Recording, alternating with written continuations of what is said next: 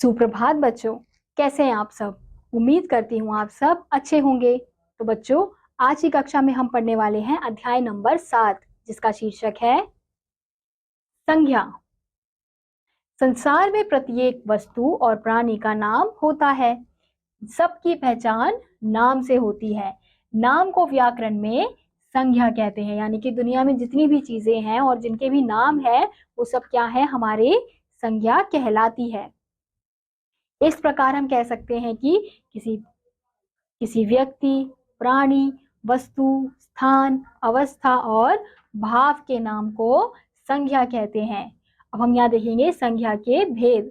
संज्ञा के मुख्यतः 3 भेद हैं। पहला व्यक्तिवाचक संज्ञा, दूसरा जातिवाचक और तीसरा है भाववाचक। तो व्यक्तिवाचक संज्ञा कौन सी होती है?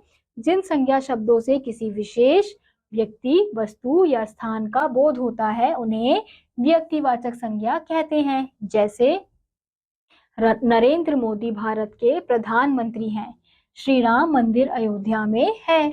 तो इन वाक्यों में रंगीन छपे शब्द विशेष व्यक्ति, वस्तु, स्थान आदि का बोध करा रहे हैं, अतः ये व्यक्तिवाचक संज्ञा है। यानी कि वह नाम, वह शब्द जो विशेष व्यक्ति, वस्तु या स्थान का बोध कराते हैं उन्हें हम व्यक्तिवाचक संज्ञा कहते हैं। अब अगला है हमारा जातिवाचक संज्ञा। जिन संज्ञा शब्दों से एक ही प्रकार की सभी वस्तुओं या प्राणियों का बोध होता है उन्हें जातिवाचक संज्ञा कहते हैं। जैसे अब व्यक्ति, आदमी, औरत, पुरुष, स्त्री, माली, धोबी, दुकानदार, किसान आदि।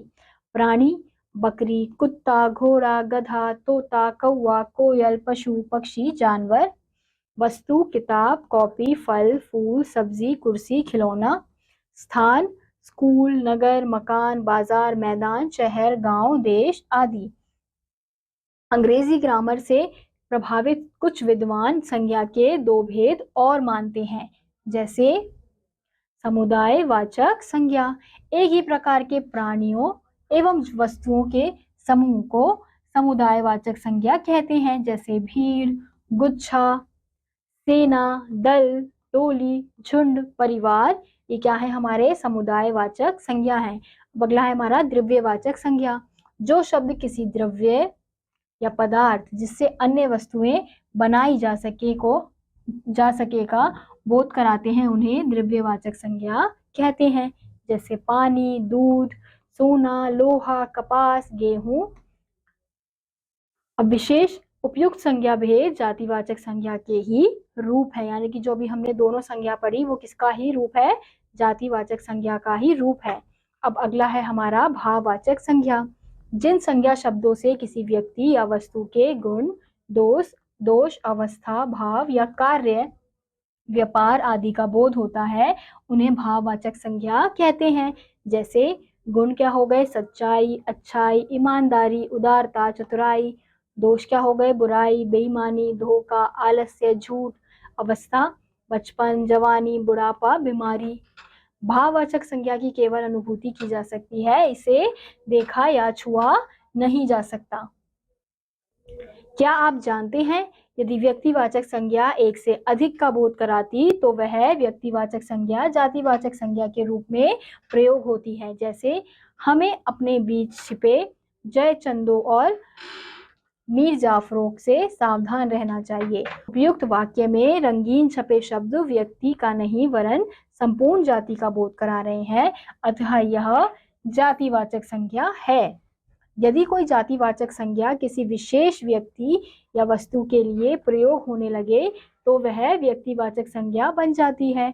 जैसे शास्त्री जी छोटे कद के लेकिन अत्यंत साहसी व्यक्ति थे। उपयुक्त वाक्य में शास्त्री जी सामान्य रूप से जाति को प्रकट करते हैं, लेकिन यहाँ यह विशेष व्यक्ति लाल बहादुर शास्त्री के लिए प्रयुक्त हुआ है, अतः यह व्यक्तिवाचक संज्ञा है। अब हम देखेंगे भाववाचक संज्ञा की रचना।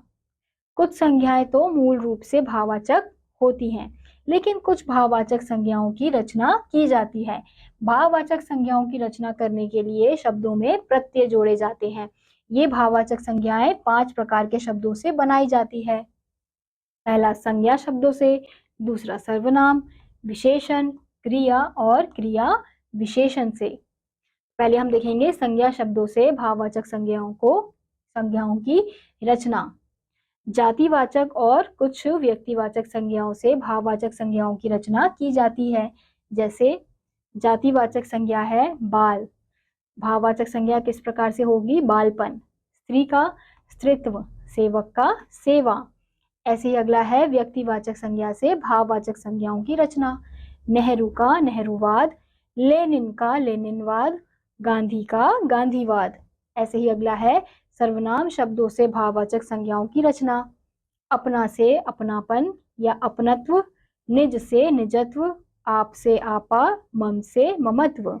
ऐसे अगला है विशेषण शब्दों से भाववाचक संज्ञाओं की रचना। बहुत से विशेषण शब्दों से भाववाचक संज्ञाओं की रचना की जाती है।